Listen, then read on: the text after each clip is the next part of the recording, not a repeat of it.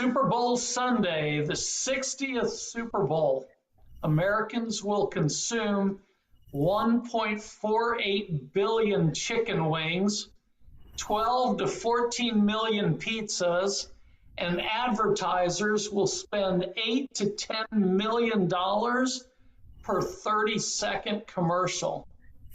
And yet, this week we read Parashat Mishpatim, a portion filled with laws governing fairness, responsibility, and ethical behavior. The Torah reminds us that even in moments of abundance or gluttony, our actions must be measured by justice and moral accountability.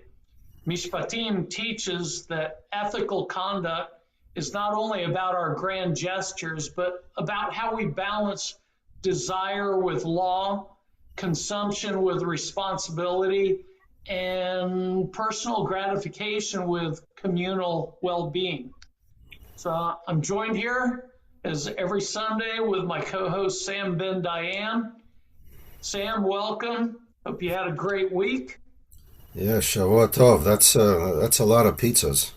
That's a lot of pizzas. You also got, what I didn't mention is how many people watch. So in the U.S., you have 130 million people is the estimate that will be watching Super Bowl, and then another 180 million worldwide. So why do those numbers matter? Why does this gluttony matter? I think it folds well into the lesson that Parashat Mishpatim and the laws tell us about temperament, about this. And I'd like to start with the laws of ethical responsibility, Sam. Yeah, it's a lot of interesting laws here. A lot of them are now considered common sense, right? But I think an interesting observation here is that were they common sense back then? And I'm willing to bet That's that a they good weren't. point. Yeah, because it's like a lot of people say now, oh, well, the Ten Commandments, of course, it makes perfect sense. Come on, it's just logic. No, it's logic now. It probably wasn't logic 3,000 years ago when Mm-hmm. they were created. So I think that's one point to sort of keep Well, we can in start mind. with the slaves, you know, Yep. and that's how this whole parsha starts is the Hebrew slaves. People are wondering, what are we doing? We just came out of slavery, but no, we still had slaves that were indentured servants, Right. but there's still a fairness there, right? 6 years serving, and then they have a choice. You leave, or if you've been treated right, if you love the shelter of where you're living, the owners, the household, you can choose to stay. Right. And it's interesting, as you mentioned a couple of points here. It was voluntary slavery, right? And it used to happen a lot with debtors, right? If you had too much debt and you couldn't pay, then Mm-hmm. you would sell yourself into servitude. But it wasn't the slavery that they had in Egypt. It wasn't the slavery that existed in the United States, where people were basically kidnapped from their homes, shipped across the sea, sold in markets, and basically Mm-hmm. just, it was completely involuntary, and there was a lot of abuse. So this is voluntary, and there are laws governing the owner's behavior.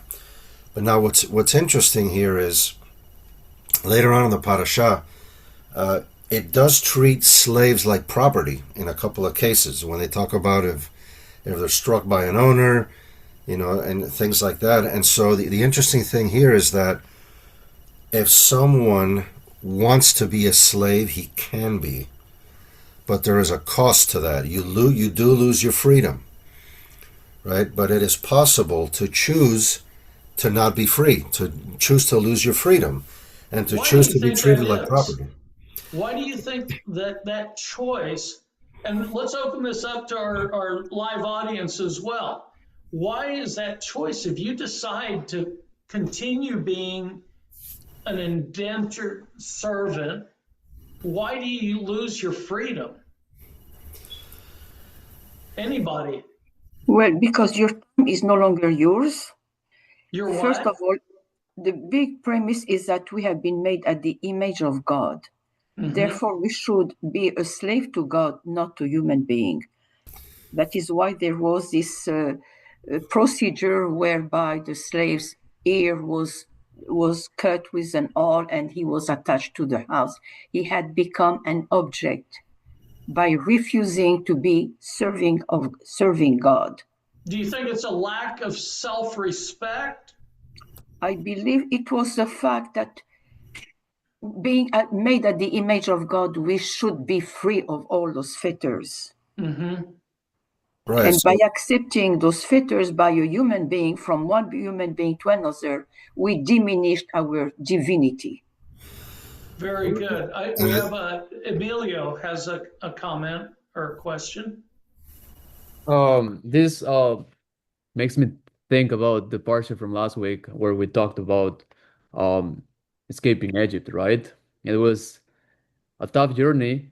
Therefore, freedom is not as easy as it looks. So I believe in that sense, people rather be in a comfortable space than picking up freedom.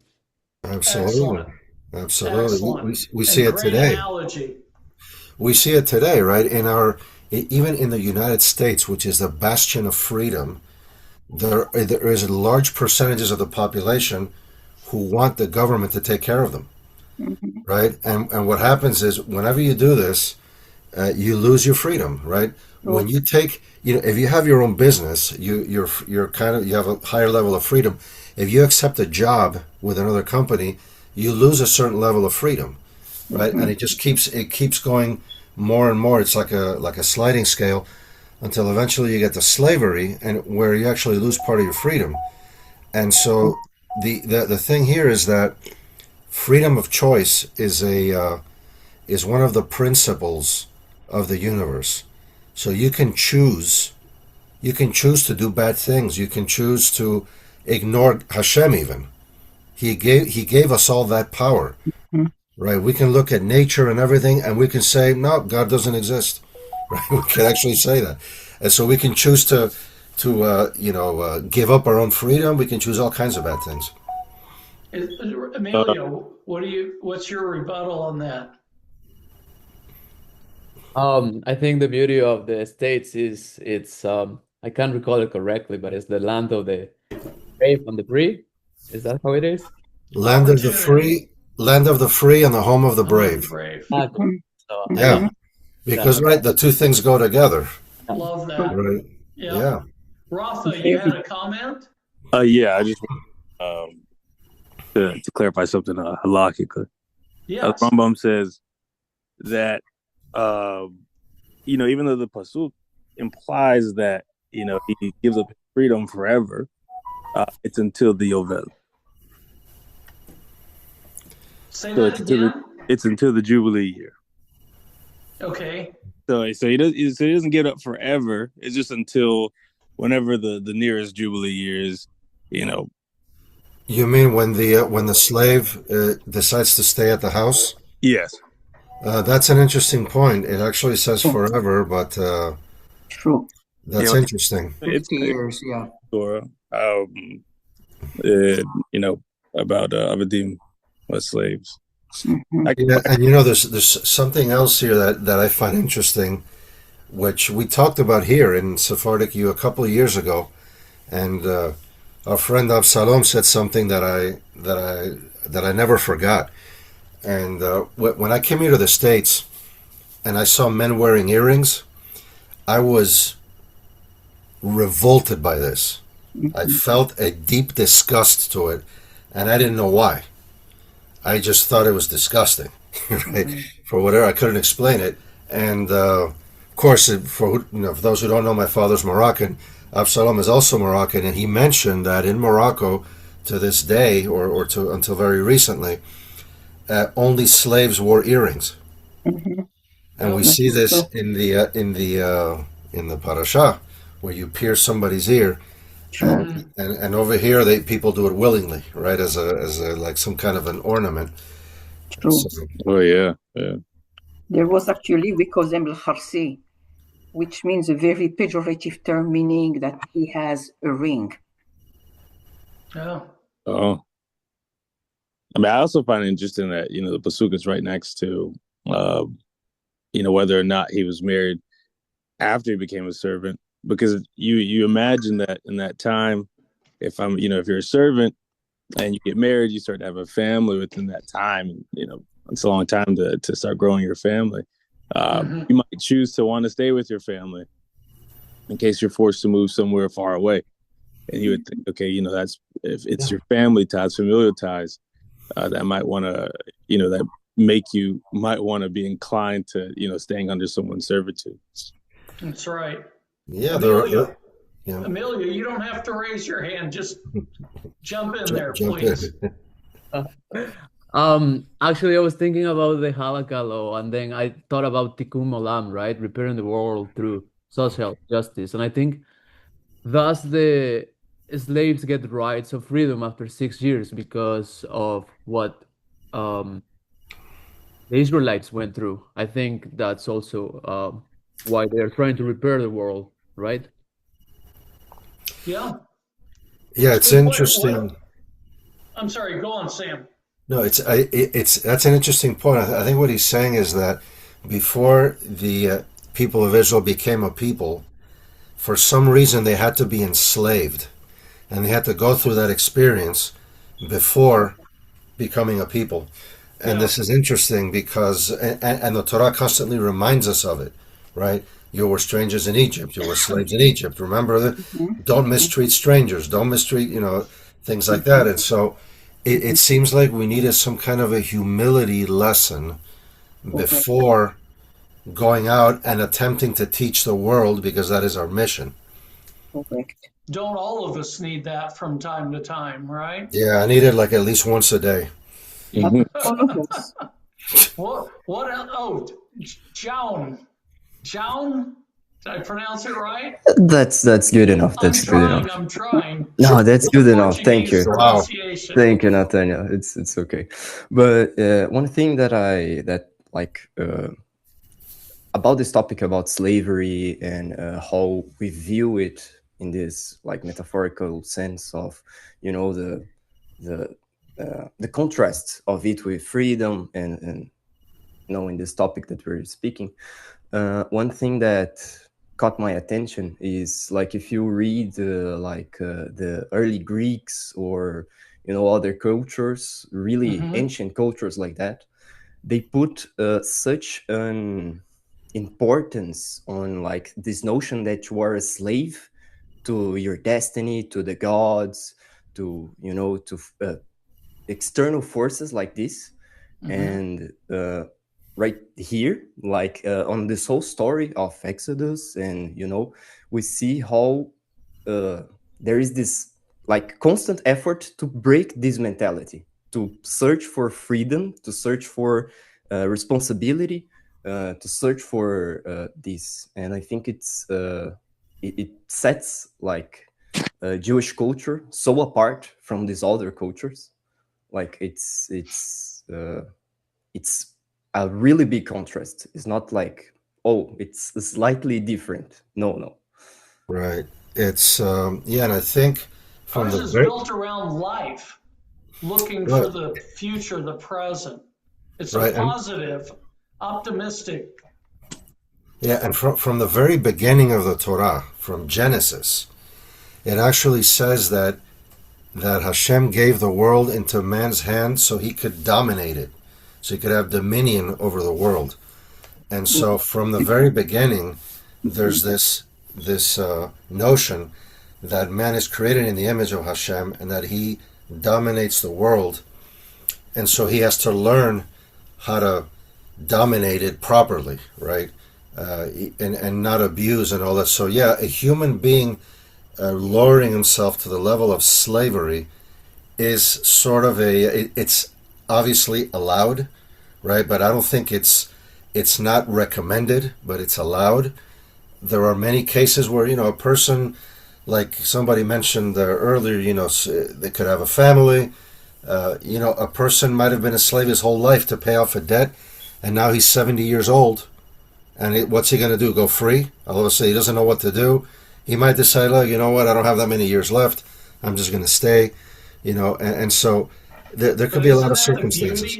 Isn't that the beauty of Judaism too? Is that this 70-year-old is taken care of now for life. He's there, and it's up to the homeowner, the owner, to take care of him. He's borne that responsibility.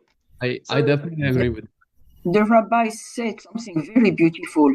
He who bought a slave bought himself a master, because the standards of decency are such that really you have to be very careful about how you treat a slave.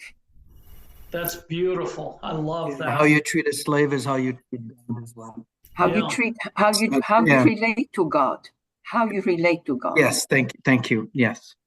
Yeah, there's also in this parashat, eye for an eye, a tooth for a tooth, a leg for a leg. You see where it comes from. This wasn't a Christian thing or the golden rule. This comes from this parashat. So True. what about the 6 years? Pardon me?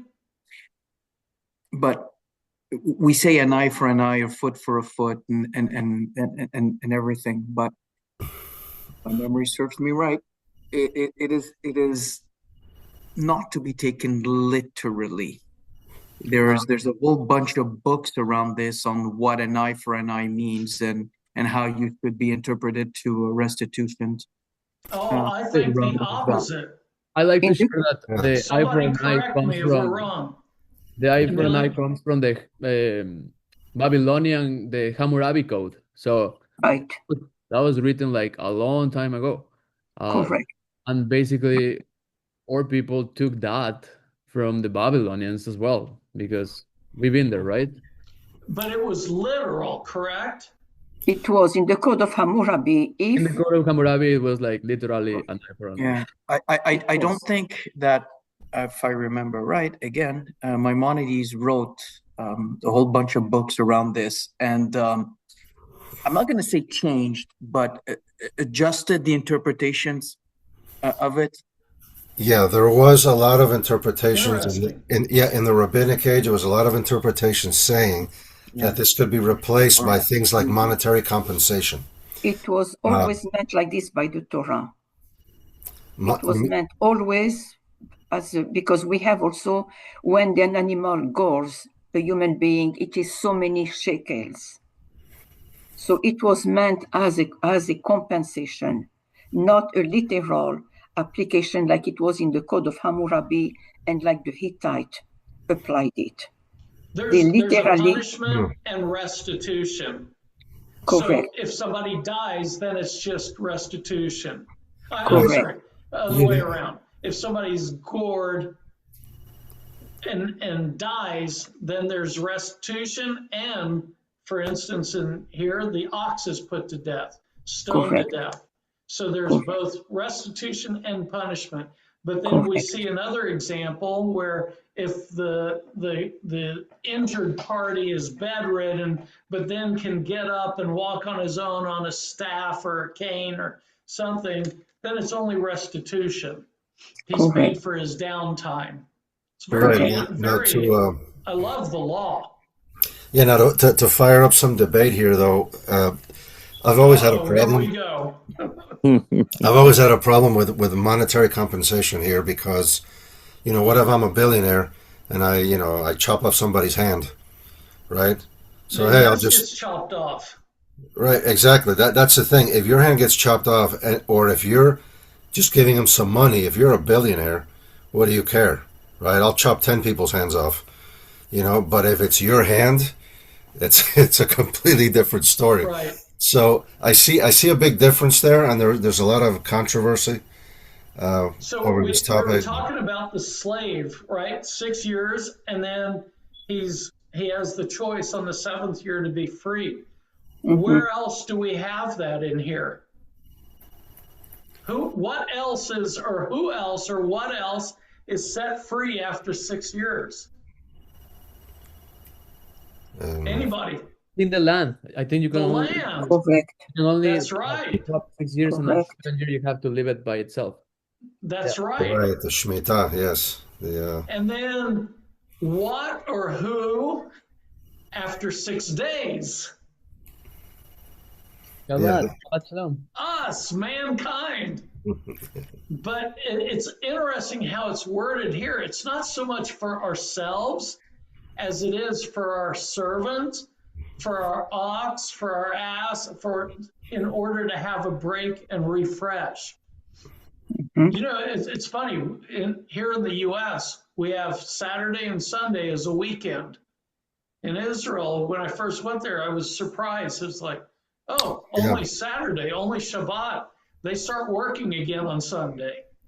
Yeah, and actually that's also a lot of controversy on there because a lot of people don't keep the Shabbat in Israel, supposedly because there's no other time for them to do things around the house. Enough time off, yeah. There's no time for Home Depot, right? So there's one of the candidates, Moshe Feiglin, has always mentioned this, and he wants to like bring in Sunday, and so it's like, you can go to Home Depot on Sunday, and then on Shabbat you do Shabbat, no excuses. But as Jews, we'll find a reason why we need the third day then. Right now I know that Friday, I believe it's not exactly a day off, yeah. Right? But also because of the Muslims, right? Because the Muslims' holy right. day is on Friday. Because us three religions, it seems like we can't agree on anything. So one of them's Friday. If the rest of the world knew about that instead of all this pro-Palestine stuff. Well, actually, what I heard is like that's why some countries are moving for a 4-day week, because they want to have Friday, Saturday, and Sunday free. Well, eventually nobody works, and then we all become slaves. Yeah. True. That is why it says Torah ve'avodah. Communism. Yes. Yeah, Torah and work. Yes. Torah and ve'avodah, service. Yes, but Nathaniel, you mentioned, why don't people hear about these things instead of, from the river to the sea? And really, the reality is the information is out there, right? But there's people that only take information that is spoon-fed to them and beat into their heads. And so whatever gets beat into their heads is what ends up there. Yeah. That is slavery again, to the masses. Absolute slavery, yes, actually. But now we're slaves to Twitter, to X, to Snap. Yeah, and we don't realize how much power they have. And so there was an interesting observation that I was talking to my boss during COVID, and interesting observation was that in 2012 there was another epidemic, and I forget what, I think it was H1 something N1. Oh, yeah, the swine flu. Right, and it was actually more deadly than COVID. It resulted in more deaths, but because the media didn't hype it, nobody even noticed. So look at the difference between that and COVID. The media drove the entire world insane. And so we don't realize how powerful the media is, and us trusting the media, how much power we're giving these people. So needless to say, I mean, for many years now, I have zero trust for the media. If the media says something, for me it's false. Like by default. And then I'm right 90% of the time. Yeah, I'm unsure about that whole assessment, Sam. The H1N1 versus COVID. I'm not sure about that. I would have to look at it. But when you look at the media, when done properly, and when you do have experts that talk about it, what are you supposed to do? When you go to a hospital and the doctor tells you something, you're not going to tell them, well, let me debate this, right?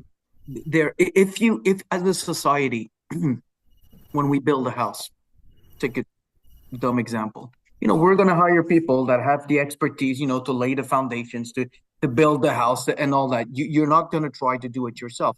It's the same thing when it comes to media. If they bring in front of you the expert or whatever from it, we need to the system needs to work in the sense that But he is the expert of that field. So they're telling you this. Now, does that mean they can't make mistakes? No, well, of course.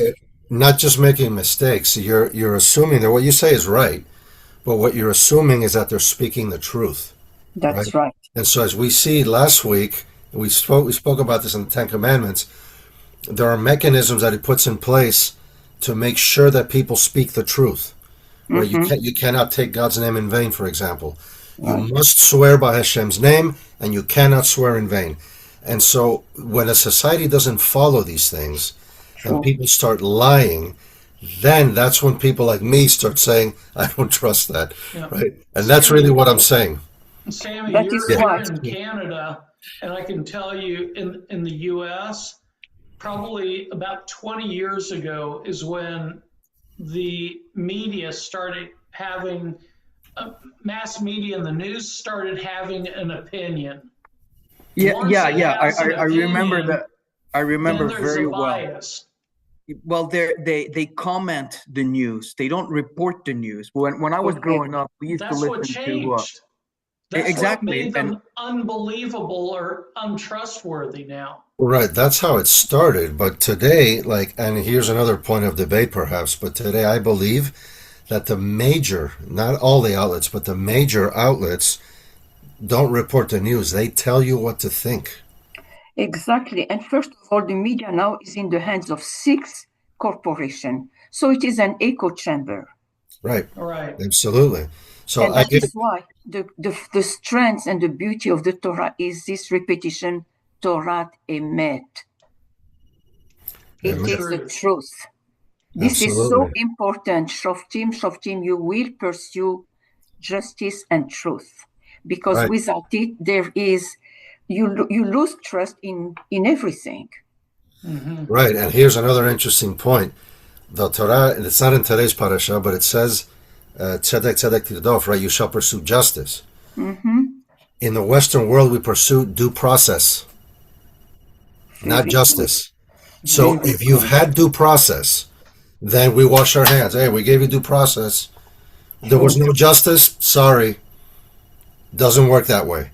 If you do not result in justice, there is a price to be paid, and we start to pay the price, and the people's trust start to erode in these institutions. And if that happens enough, then the society collapses. And so this is one thing where the Torah is very much different from the Western. Yeah. I've got something very interesting to share. A few years ago, we had this younger rabbi at our synagogue, always smiley, always happy, always, just a magnetic personality. And I went up to him one day and I said, Rabbi, did you hear about whatever the news was? You see what's going on in here? You're not stressed out about it. What are your thoughts on it? And without skipping a beat, he said, no, I didn't hear about it, but I got to be honest with you. I don't watch the news. I said, how do you not watch the news? He said, because if you have faith in God, everything's predetermined. The plan is already there. So whatever is going to happen is already planned and going to happen. And he said, so when you look at it, we're supposed to live 6,300 some odd years, 6,200, something like that is our, right? The end of the world comes, or Mashiach or whatever happens at that time. He said, the average human lives 80, but let's say 120 years. He goes, if you take 120 in this long chain of links, we're only one little link in this whole chain.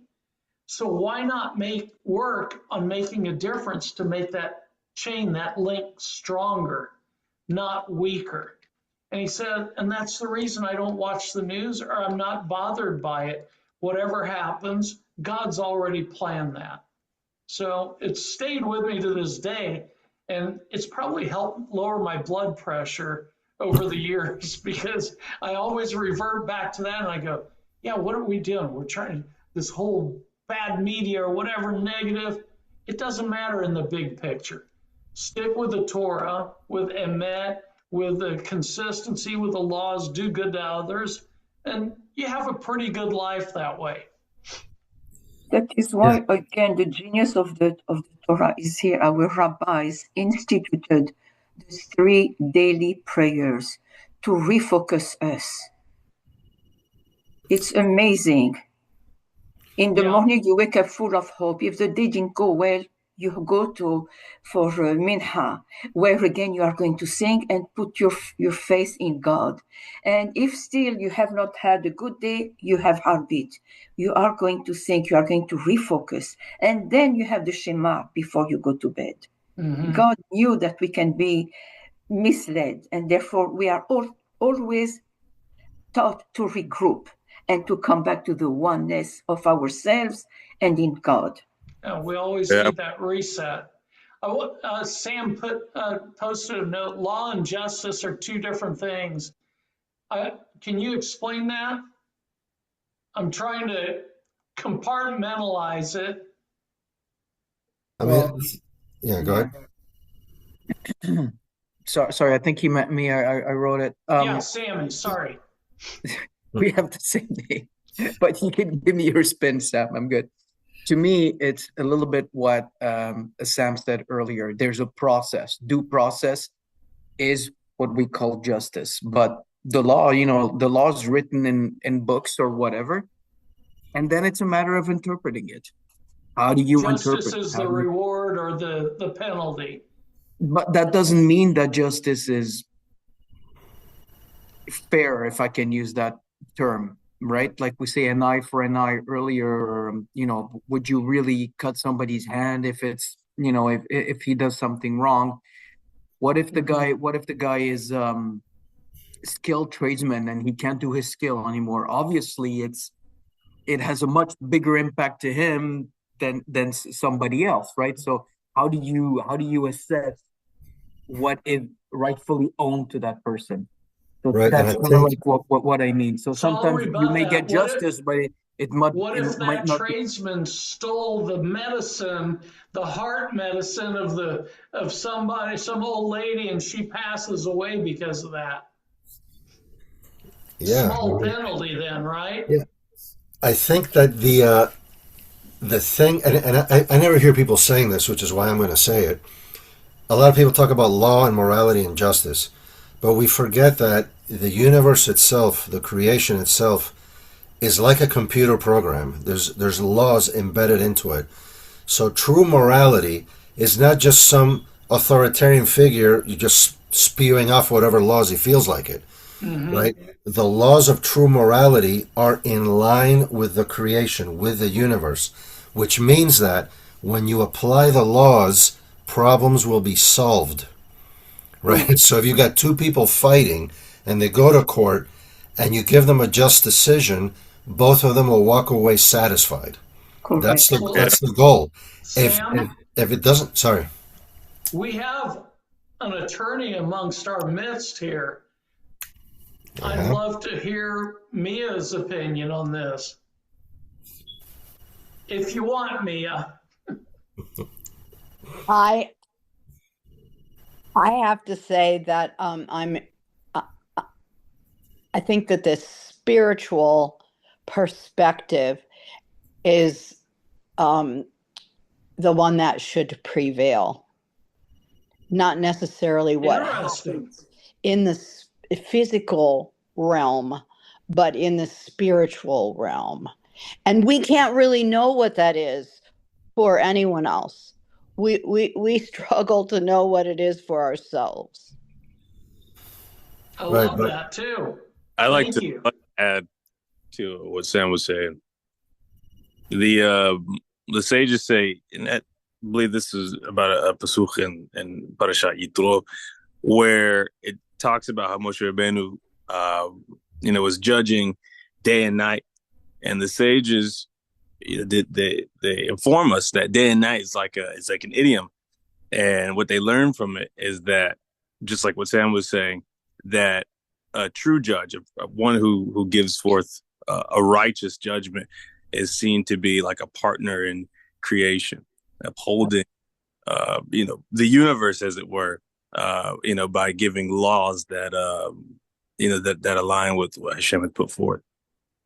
Awesome. Right, because otherwise, what stops you from saying murder is legal? Absolutely. Stealing is legal. Why not? Yeah. Right? True. And it happens, and then what happens is the society collapses. True. Right? True. So we always have to keep that in mind, because now we have a lot of people saying, because this is immoral. Listen, you can't just say it's immoral. It's immoral if it goes against the universe. So you have to use your brain, you have to use logic, you have to observe, and if something doesn't make sense, then it doesn't make sense. Yeah. And then somebody needs to answer your question, and if nobody answers it, you're upset. I mean, and multiply that by 1 million, you have 1 million upset people, now you got a big problem. and on that note, you have, and at least in America, right, you have I guess it's everywhere, but you have a delay, you have a massive delay in the, criminal justice system, where, someone could, have, let's just say, someone, kill somebody else in self-defense, and, the police come, they arrest you, then, you're put in jail until you can get a hearing. You lose your job, your family loses money, and, it becomes a whole kind of, delay. It harms your family. It harms your, your livelihood. And then you finally get a hearing, and then you have to pay, lawyers, exorbitant amounts of money just in order to plead your case. But in order to prove that you were, let's say innocent, or maybe you killed in self-defense, you have to plead guilty to the killing, and then, or you have to admit to the killing, and then then you have to go through the process of, it's as far as my understanding, then you have to go through the process of proving your innocence, or proving that you actually did kill in self-defense. So, I think that proves even what the Pasuk in Kohelet says, right? Is that justice, when deferred, proliferates sin. Absolutely. Well, justice delayed is justice denied. That's what the rabbi said. Correct. Yeah, Nice. the delay is part of the problem. And the delays occur because people lie, because you don't know who's telling the truth. If you look at the system in the Torah, justice is swift. When there's a problem, you show up. Who are the witnesses? Did you see him kill? 2 people saw him kill? Okay, here's the gun. Take him out right now. It's on you. You're the witness. You said you saw it. You sure? Okay, it's swift. But there are a lot of mechanisms in place, right? People are not going to lie, right? People are not going to swear by the name of God and then tell a lie, especially in the time of the Torah. God was present, so bad things would happen to you. Pretty immediately. I'm not sure we need to look at it literally. I think there's room for interpretation. They kill him, take him in the back and kill him. I think over the years we or maybe the Torah gives us a specific way of thinking and of reflecting of what is the equal punishment. But the Beit Din at the time, and I'm hoping I'm not making a mistake here, would have had to assess what it is and put some kind of a punishment. Sorry. Well, that is why 3 witnesses were important. Plus the caveat that if they were to lie, they will be subject to that punishment that would have been meted to that themselves. Right. Also. Right. Yeah. That's the other thing, is that here you lie under oath and you get charged with contempt of court. And a lot of people are willing to do that. It's not a problem. Yeah. But in the Torah, if you frame somebody for murder, you're liable for murder. So it's a much more severe system. Yeah. But I think that it serves to tell people, you know what? Don't go there. Just don't commit crimes. Yeah. Just do good things. Stay away from all that. That's right. And I think that's the idea. Yeah. Well, I love it. Great conversation. Unfortunately, we're out of time again. But as we reflect on this Parashat, on Mishpatim, we see that the lessons of justice and accountability extend even into the ordinary and excessive moments of life. So whether it's sharing billions of chicken wings at Super Bowl party or navigating the temptations of wealth or indulgence, the Torah's laws remind us that ethical limits, fairness, and respect for others are what sustain society and give meaning to our actions. So as you enjoy the game today, remember a true celebration isn't just in the food and the commercials, but in how we live with fairness and responsibility every day. Shavua Tov. What, That's what. Oh. What goes?